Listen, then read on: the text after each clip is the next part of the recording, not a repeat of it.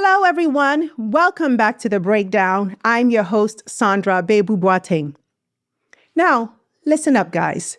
If I asked you who the richest person in history was, you might think of maybe Jeff Bezos, Elon Musk, maybe even a European king or two, right? But what if I told you that the richest person of all time was actually an African ruler? His name was Mansa Musa, the legendary emperor of Mali.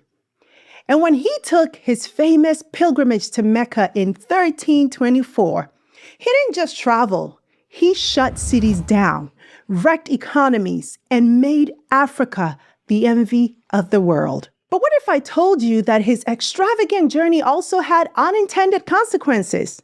That maybe, just maybe, it put a giant target on Africa's back. Well, today we're breaking down the real impact of Mansa Musa's legendary pilgrimage to Mecca and asking the question, what does his story mean for Africa today? Buckle up, because this one's going to be golden. Okay, so before we dive in, you know what to do. Hit that subscribe button and the notification bell so you don't miss another critical conversation like the one we're about to have. So let's set the stage, okay? We're in the 14th century. Mali is not just some random kingdom in West Africa. It's an empire. And it's sitting on half the world's gold supply. Yeah, let that sink in. Half. So enter Mansa Musa, who became ruler of the empire in 1312 after his predecessor, Abu Bakr, disappeared on a voyage to find the edge of the Atlantic Ocean. So Musa takes the throne, and he doesn't just rule, he expands. Under his leadership, Mali stretches across modern-day Senegal, Burkina Faso, Gambia, Guinea, Niger, Nigeria, Chad, and Mauritania. He built on the region's vast natural resources, skilled blacksmiths, favorable weather, and military might to make his empire immensely wealthy, perhaps the wealthiest place on earth. And at that time, the areas of the West were struggling with civil wars and hard economic times. So now, Musa isn't just rich, right? He's devout. He's a practicing Muslim. And like every good Muslim with the means to do so, he decides to make that Hajj, the pilgrimage to Mecca. But Musa doesn't do basic. He doesn't just pack a lunch and go. This man takes over 70,000 people with him. I'm talking soldiers, merchants, scholars, and even servants. And he brings 100 camels, each carrying literal tons of gold. How do I bring this to life for you? Okay, so imagine the Met Gala, the Super Bowl halftime show, maybe the Oscars, the NBA All-Stars, and a royal coronation all happening at once, but across an entire continent. I don't really know if that does it justice, but I hope you get the point here. So now imagine you're just a regular merchant, chilling in Cairo, minding your business. Then suddenly this ridiculous caravan on its way to Mecca rolls in. And not only is this king giving away gold, he's given away so much gold that it crushes your economy. Historians say that Musa handed out so much gold in Egypt that it caused inflation for an entire decade. I mean, everyone got gold. You get gold, you get gold, you get gold type of thing. He caused the value of gold to plummet. This wasn't just generosity, right? It was a flex of power, so ridiculous that it rewrote economic history. My God. And get this. Musa's stop in Cairo was so dramatic that word of his wealth reached Europe. Before this, most European mags didn't even acknowledge Africa as a place of wealth and power. But after Musa's pilgrimage, boom, maps started depicting Africa as a land of unimaginable wealth. Mali was no longer just some place on the edge of the known world. It was a golden empire. This is how we get one of the most famous medieval maps, the Catalan Atlas, which literally shows Mansa Musa holding a massive gold nugget. But here's the thing. Exposing your wealth on that level, well, it can do two things. Make you a legend, but it can also make you a target. And this is where the story takes a turn. See, Musa's pilgrimage wasn't just a flex.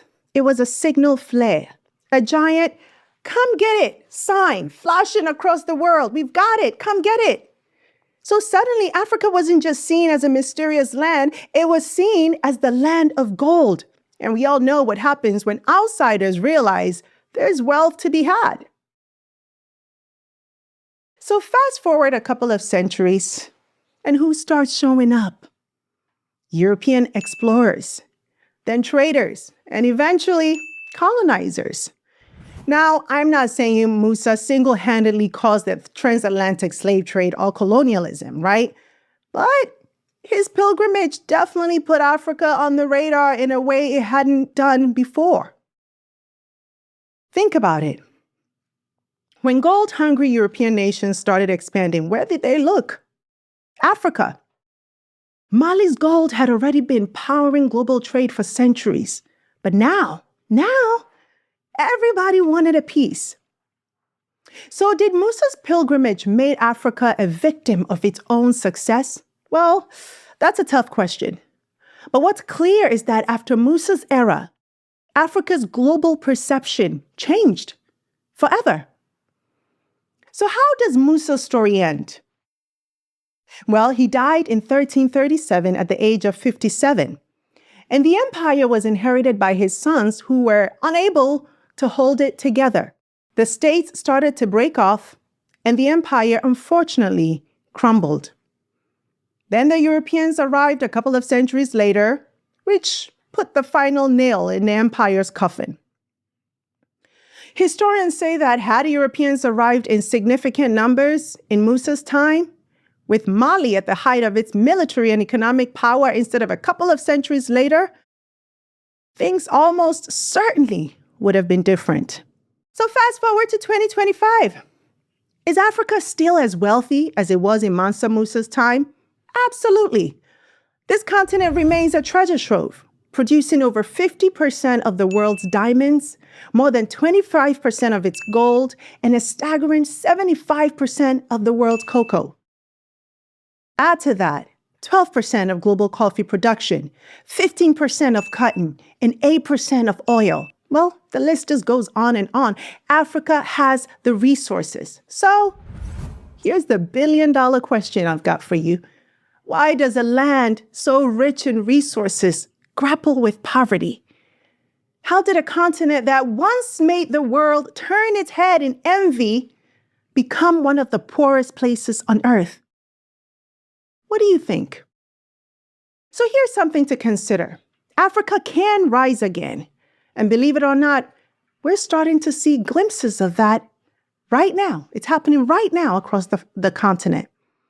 The Alliance of Sahel States. So in September 2023, three nations that once formed the heart of the Mali Empire, Burkina Faso, Mali, and Niger, decided that they've had enough. Enough of being dictated to, enough of outside interference, enough of systems that keep them dependent.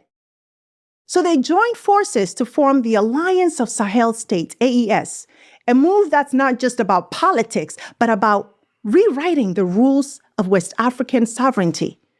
And their mission? To take control of their security, their economy, and their future.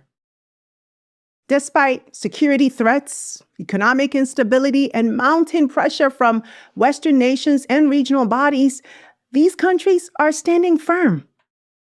They want to break the chains of neo-colonialism and forge a new path of self-reliance and independence. So the question is, will they be able to? Well, they're not just talking about it, they're already making moves. Marking an end to more than a decade-old French operations in West Africa's Sahel region, France has withdrawn its last troops in Niger. France's move comes after military junta that seized power in Niger made France's military exit as one of its key demands, echoing the sentiments of juntas in neighboring Burkina Faso and Mali. They left ECOWAS. Yep, they said, we're out. Why? Because they believe ECOWAS has too much Western influence and does not serve their best interests. They kicked French military out. Mali, Niger, and Burkina Faso have had enough of foreign troops stationed on their soil, and they've sent them packing. They cut economic ties that kept them at a disadvantage, and they're rethinking trade relationships and focusing on self-sufficiency rather than dependency. They're planning a new currency. One of the most ambitious projects on the horizon is the creation of a common currency to replace the CFA franc, a currency that's been controlled by France since the colonial era. And I have an episode coming about this for you. But leading this charge, a man who at just 37 years old has been shaking up the system, Captain Traoré of Burkina Faso. This guy is not playing. Since taking power in 2022, Traoré has been making bold, unapologetic moves. Let's run through what he's been up to so far. He's built over 55 new hospitals in Burkina Faso. And not just any hospitals, he's constructing the most advanced cardiac care facility in all of Africa. He's launched Sahel's first electric vehicle, and not just any EV, but one that rivals Tesla. He's banned certain Western imports. This one got a lot of attention. Traoré is telling his people, we don't need to depend on the West for everything. We can produce our own. That includes banning certain Western-made clothing to encourage local textile production. He's opened Burkina Faso's first gold refinery. Instead of sending all that wealth abroad, Traoré wants Burkina Faso to refine its own gold and keep the profits right at home. You see, this is bigger than one country, right? This is about a shift in mindset, one that says Africa doesn't need to beg for its wealth back. Africa already has it. It just needs to control it. So here's the question. Can Africa have another Mansa Musa moment? Are we seeing the beginning of an era where African nations no longer just supply the world's wealth, but actually control it? Because think about it. Mansa Musa's empire was built on its natural resources. But what happened after? Mali's wealth made it a target. Outside forces took advantage of instability, and eventually it crumbled. So if Africa is on the rise again, what lessons need to be learned to make sure that history doesn't repeat itself? How does Africa secure its wealth this time? How does Africa ensure its growth isn't exploited again? And can this resurgence happen faster than we think? Drop your thoughts in the comments. Oh, I cannot wait to hear from you. And if this deep dive got you thinking, be sure to hit that like button, subscribe, and share this episode with 10 people at least, because these are the conversations that we need to be having. That's it for today's breakdown. I really enjoyed bringing you today's episode. Thanks for staying with me. Until next time, take care, guys.